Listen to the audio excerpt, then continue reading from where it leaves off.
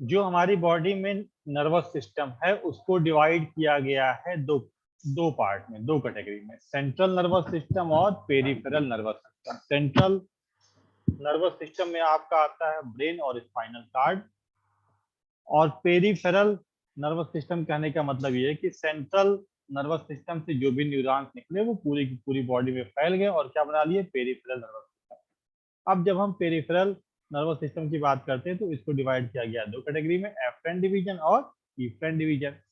Efferent division में कौन से न्यूरॉन आते हैं, सेंसरी न्यूरॉन जो सेंसेशन को ब्रेन या स्पाइनल कॉर्ड से लेके जाएं।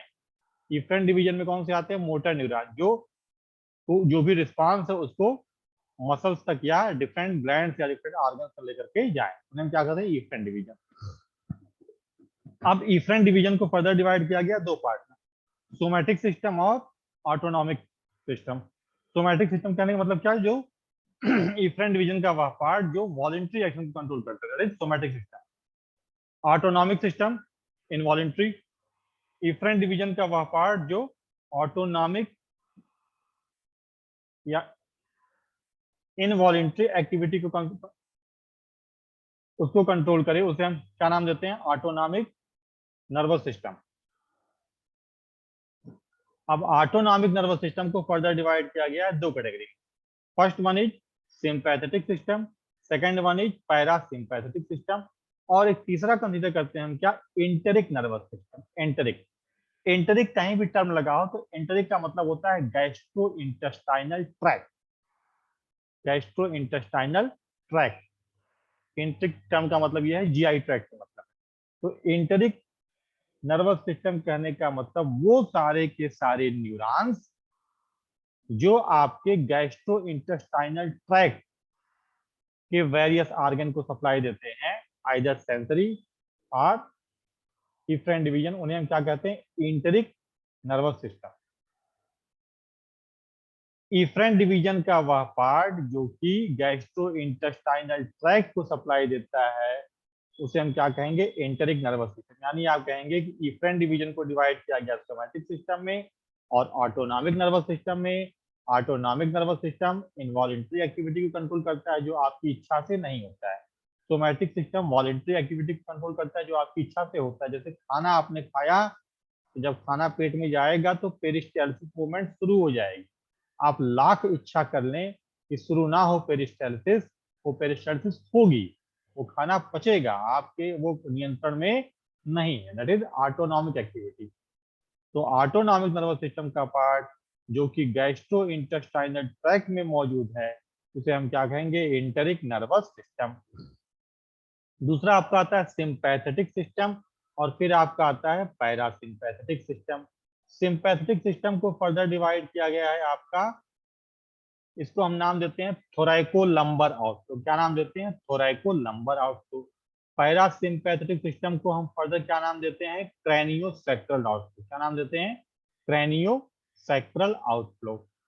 अब अगर हम बात करें सिंपैथेटिक सिस्टम की, थोरैको लंबर कहने का मतलब ये हुआ थोरैसिक न्यूरॉन और लंबर न्यूरॉन, और पैरासिम्पैथेटिक में क्रैनियल न्यूरॉन और सैक्रल न्यूरॉन।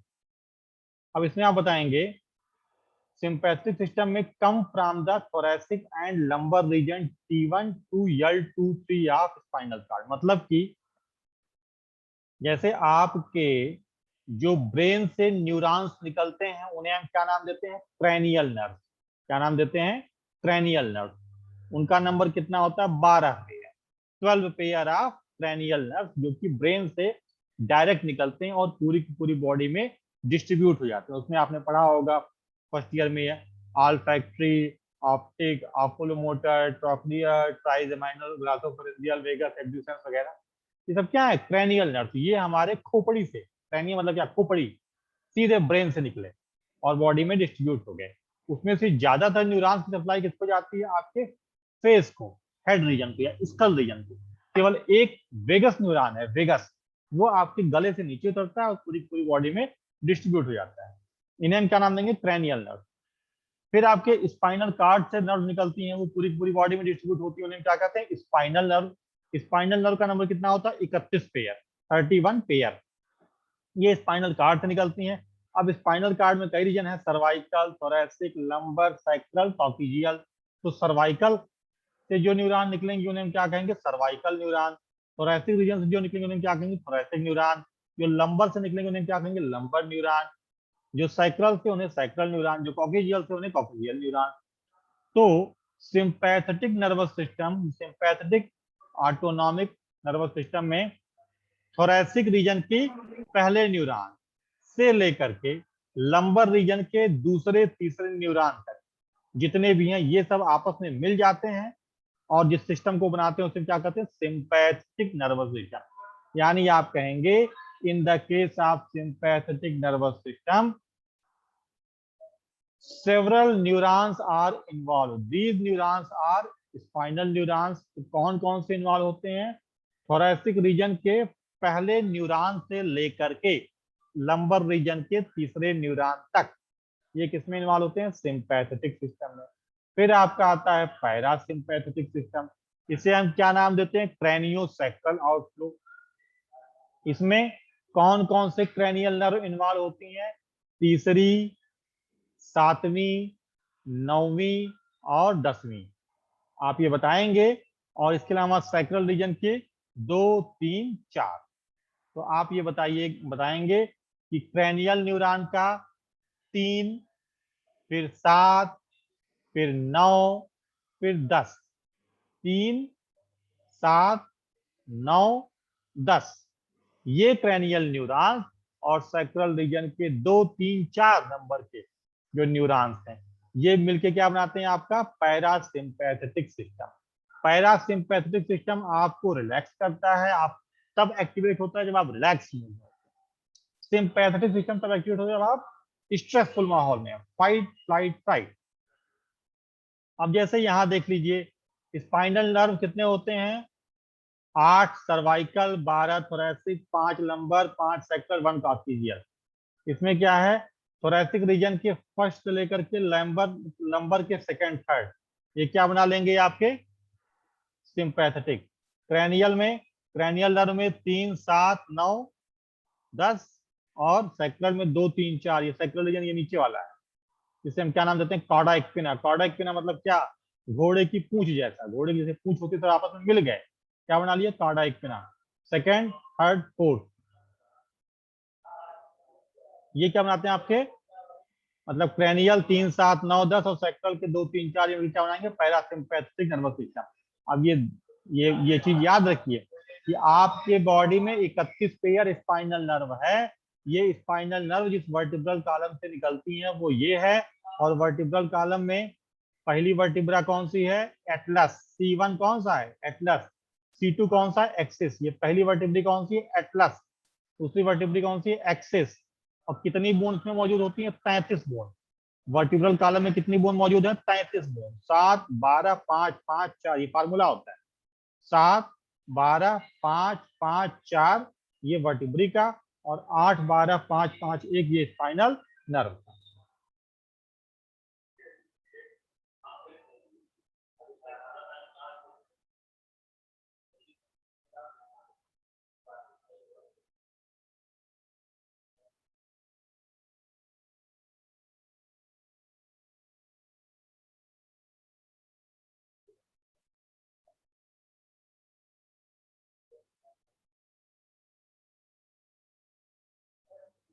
अब आप देखिए,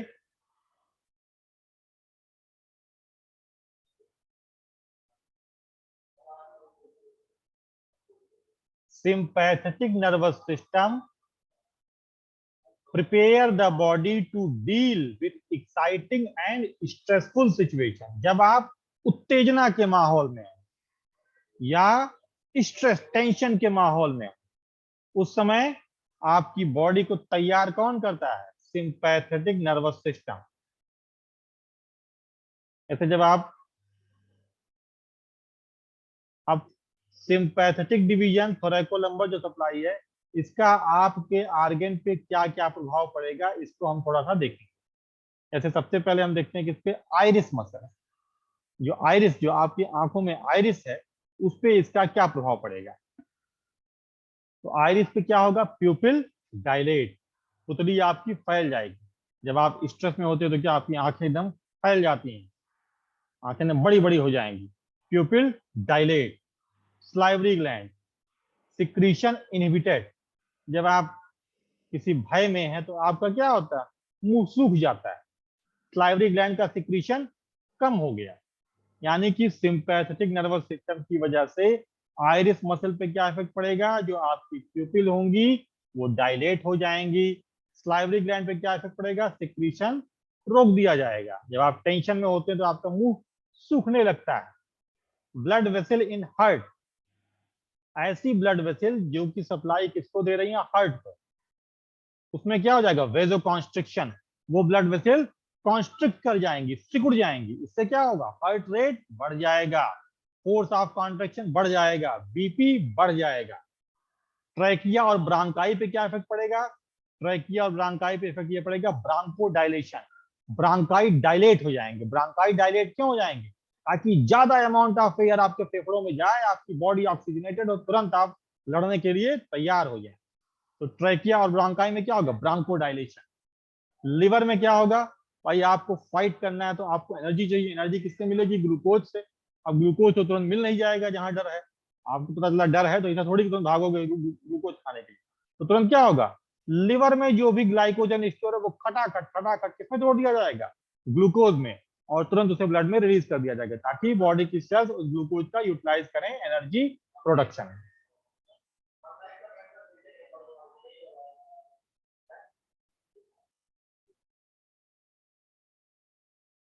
अब मैं आपको ये बता रहा था कि सिंपैथेटिक सिस्टम आपके बॉडी में क्या क्या काम करता है। अब आप जब किसी स्ट्रेस में हैं तो आपके शरीर में जो भी एक्टिविटी होती है वो सब सिंपैथेटिक नर्वस सिस्टम। जब आप रिलैक्स हैं तो आपकी बॉडी में जो भी एक्टिविटी हो रही है वो सब किसके द्वारा, पैरासिम्पैथेटिक सिस्टम के द्वारा। तो सबसे पहला क्या, आइरिस मसल पे क्या इफेक्ट पड़ेगा सिंपैथेटिक सिस्टम का, आइरिस मसल इफेक्ट ये पड़ेगा कि प्यूपिल डायलेट हो जाएगी, पुतली फैल जाएगी।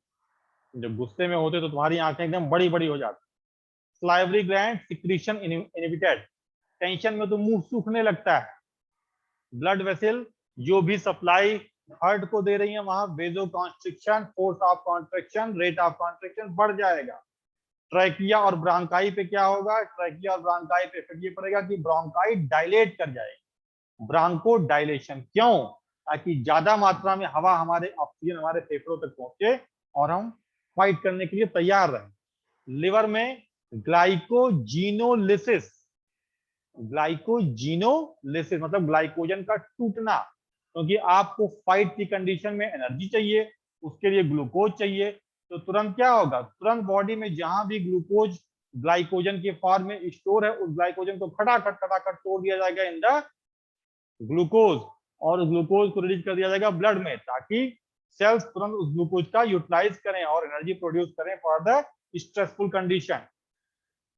स्टमक में क्या दिक्कत होती है, पेरिस्टालिसिस रिड्यूस, पेरिस्टालिसिस मूवमेंट घट जाती। कभी आप देखेंगे कि जो लोग, अगर आप स्ट्रेसफुल, अगर आपको कोई टेंशन है तो उस टेंशन की परिस्थिति में आपको अपच की दिक्कत पैदा हो जाती है, खाना प्रॉपर्ली डाइजेस्ट नहीं होता है। क्यों, क्योंकि पेरिस्टालिसिस मूवमेंट कम हो जाती है। स्फिंक्टर, जितने भी स्फिंक्टर हैं, कार्डियक स्फिंक्टर, पाइलोरिक स्फिंक्टर, जो भी स्फिंक्टर है वो सारे के सारे क्या होते हैं, वो सारे के सारे बंद हो जाते हैं सिंपैथेटिक सिस्टम की वजह से। Intestine, peristalsis and tone decrease vasoconstriction. पेरिस्टाल मतलब आप ये मान चलिए कि गैस्ट्रो इंटेस्टाइनल ट्रैक्ट पे पेरिस्टालिसिस मूवमेंट घट जाएगी, सारे के सारे स्फिंक्टर बंद हो जाएंगे। किडनी पे क्या होगा, किडनी में यूरिन सिक्रीशन डिक्रीज, किडनी पे क्या होगा कि जो यूरिन का सिक्रीशन है वो यूरिन का सिक्रीशन कम हो जाएगा। ब्लैडर, ब्लैडर पे क्या, smooth muscle wall relax, bladder पे क्या इफेक्ट पड़ता है, ब्लैडर पे इफेक्ट ये पड़ता है कि स्मूथ मसल की जो वॉल होती है वो रिलैक्स हो जाती हैं, स्फिंक्टर क्लोज हो जाते हैं। तो आप ये कहेंगे किडनी में यूरिन सिक्रीशन डिक्रीज, ब्लैडर में sphincter close but smooth muscle wall relax. और सेक्स ऑर्गन पे क्या इफेक्ट पड़ता है, सेक्स ऑर्गन पे जनरली वेजो कॉन्स्ट्रिक्शन, जनरली वेजो कॉन्स्ट्रिक्शन। ये सारे के सारे इफेक्ट किसके द्वारा होते हैं, वाया सिंपैथेटिक सिस्टम के द्वारा। अब इसी का जस्ट वाइस वर्सा आपका क्या है, parasympathetic system. Parasympathetic stimulate has a tendency to slow down body process. क्या काम करता है, बॉडी को रिलैक्स करता है, except digestion and absorption of food. लेकिन डाइजेशन और एब्जॉर्प्शन ऑफ फूड और जेनाइटो यूरिनरी सिस्टम, इन सबको ये क्या करता है, इन सबको ये एक्साइट करता है। यानी कि पैरासिम्पैथेटिक स्टिमुलेशन क्या काम करता है, आपके बॉडी की सारी मूवमेंट को स्लो डाउन करेगा एक्सेप्ट डाइजेशन। जब आप रिलैक्स होते हैं तो डाइजेशन उस समय बढ़िया होता है, क्योंकि उसको ये पैरासिम्पैथेटिक सिस्टम क्या कर रहा है, बूस्ट कर रहा है। जब आप बहुत ही हंसते खेलते माहौल में होते हैं तो आपका खाना बहुत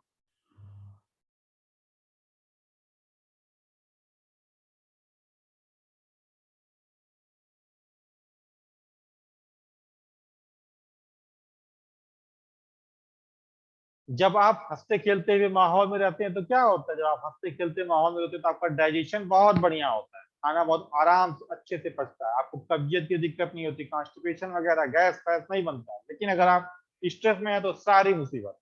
यानी कि parasympathetic stimulation has a tendency to slow down body process except digestion.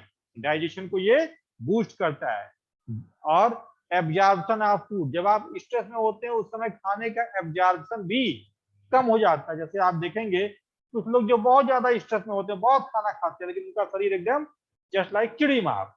क्यों, क्योंकि खाने का एब्जॉर्प्शन हो ही नहीं रहा है। तो यानी कि खाने के डाइजेशन की प्रक्रिया, पचने की प्रक्रिया और खाने के एब्जॉर्प्शन, उसको एब्जॉर्ब करने की जो प्रक्रिया है, इन दोनों को पैरासिम्पैथेटिक सिस्टम क्या करता है, बूस्ट करता है, स्टिमुलेट करता है। इसके अलावा and the function of genito urinary system, जितने भी जेनाइटल्स हैं, जेनाइटल से संबंधित एक्टिविटी है और यूरिनरी सिस्टम, इन सभी को ये क्या करता है, बूस्ट करता है। जैसे यूरिन सिक्रीशन पैरासिम्पैथेटिक सिस्टम क्या करेगा, बढ़ाएगा। पैरासिम्पैथेटिक सिस्टम यूरिन के सिक्रीशन को बढ़ाएगा। इसके अलावा जेनाइटल्स की अगर हम बात करें तो पैरासिम्पैथेटिक सिस्टम इजैकुलेशन को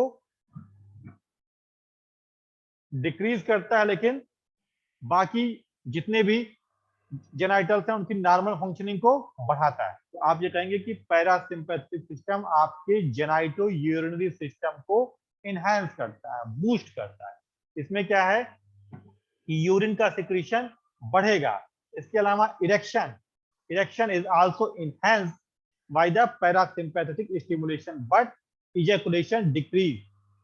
इरेक्शन को ये पैरासिम्पैथेटिक सिस्टम इनहेंस करता है और सिंपैथेटिक सिस्टम उसको डिक्रीज करता है। इसीलिए जो लोग स्ट्रेसफुल कंडीशन में रहते हैं उनको जेनाइटल से संबंधित भी दिक्कत होने की चांसेस ज्यादा होती है। It's general effect is that आप ए पीस मेकर, ये आपका क्या है, ये आपको बहुत ही शांति के माहौल में ले जाता है, रिलैक्स करता है, कूल माइंड है।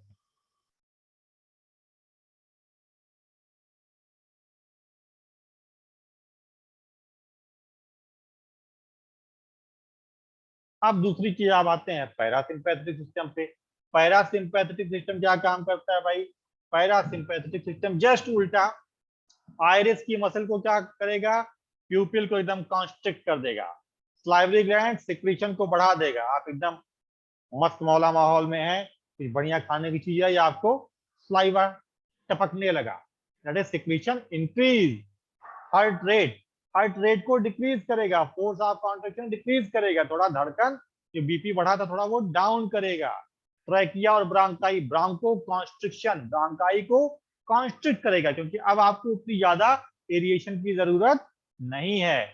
लिवर पे क्या काम करेगा, जो भी एक्सेस ग्लूकोज है उसे तुरंत ग्लाइकोजन में स्टोर करवा देगा, ब्लड वेसल डायलेट हो जाएगी। ब्लड वेसल को क्या कर देगा, ब्लड वेसल डायलेट हो जाएगी। स्टमक, स्टमक में जो भी पेरिस्टालसिस मूवमेंट बढ़ जाएगी, खाने का एब्जॉर्प्शन बढ़ जाएगा, गैस्ट्रिक जूस का सिक्रीशन बढ़ जाएगा। किडनी यूरिन सिक्रीशन को बढ़ा देगा, किडनी में क्या काम करेगा, यूरिन सिक्रीशन को बढ़ा देगा। ब्लैडर में muscle of wall, muscle of wall contract, sphincter relax. Sex organ पे क्या, सेक्स ऑर्गन पे मेल पे क्या क्या ये मेल सेक्स ऑर्गन पे क्या ये काम करता है, इरेक्शन। मेल सेक्स ऑर्गन पे क्या काम करेगा, इरेक्शन। तो ये सारे के सारे आपके अब आप एक चीज और देखेंगे, देखो ये पूरा सिंपैथेटिक सिस्टम है, यहां से स्पाइनल कार्ड से थोरैसिक रीजन के न्यूरॉन T1 से लेकर के L2-3 ये न्यूरॉन्स निकले। ये शुरुआत में छोटे हैं, और ये क्या है, गैंग्लिया। ये क्या है, गैंग्लिया। अब इस गैंग्लिया के पहले वाले जो भी है क्या, प्री गैंग्लियानिक फाइबर। इस गैंग्लिया के बाद वाले ये क्या है, पोस्ट गैंग्लियानिक फाइबर। आप ये कहेंगे कि सिंपैथेटिक नर्वस सिस्टम में प्री गैंग्लियानिक फाइबर छोटे होते हैं, ये आपके क्या है, प्री गैंग्लियानिक फाइबर, और पोस्ट गैंग्लियानिक फाइबर आपके बड़े होते हैं। इसके अलावा सिंपैथेटिक सिस्टम में जो गैंग्लिया होता है, वो गैंग्लिया कहाँ है, गैंग्लिया स्पाइनल कार्ड के पास में मौजूद है, विसरल आर्गन से दूरी पे मौजूद है। इसी का जस्ट उल्टा क्या है, पैरासिम्पैथेटिक सिस्टम। पैरासिम्पैथेटिक सिस्टम में क्या है, ये जो गैंग्लिया है ये विसरल आर्गन के थोड़ा पास रहेगा, प्री गैंग्लियानिक फाइबर लॉन्ग होंगे, पोस्ट गैंग्लियानिक फाइबर छोटे होंगे। ये किसका है, आपका पैरासिम्पैथेटिक डिवीजन का।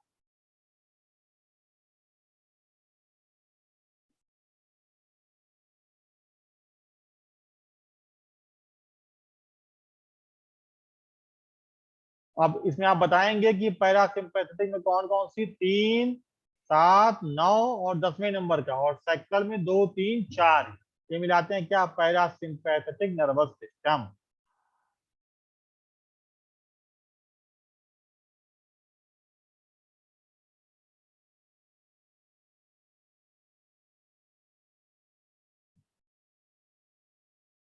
अब यहां आते हैं, ऑटोनॉमिक न्यूरोट्रांसमीटर एंड रिसेप्टर। देखो ये सिंपैथेटिक डिवीजन, ये आपका क्या, पैरासिम्पैथेटिक डिवीजन।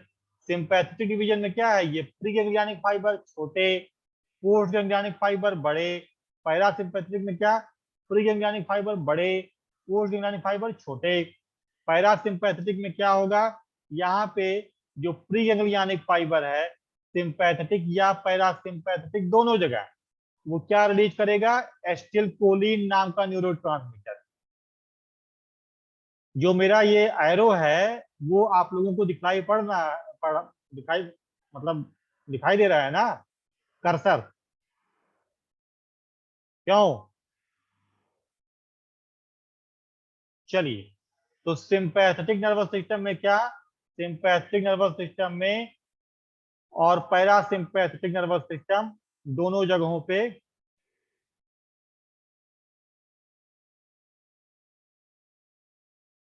देखिए ऐसे, सिंपैथेटिक ये है, प्रीगैंग्लियनिक फाइबर छोटे, पोस्ट गैंग्लियनिक फाइबर बड़े। पैरासिम्पैथेटिक में प्रीगैंग्लियनिक फाइबर बड़े, पोस्ट गैंग्लियनिक फाइबर छोटे। इसके अलावा और क्या है,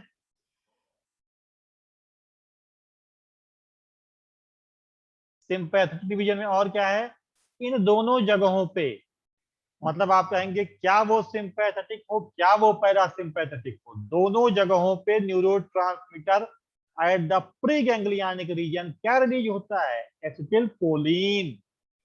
उस एसिटिल कोलिन को रिसीव करने के लिए जो दूसरा न्यूरॉन्स है, उस दूसरे न्यूरॉन के डेंड्राइट्स पे क्या मौजूद होता है, रिसेप्टर्स।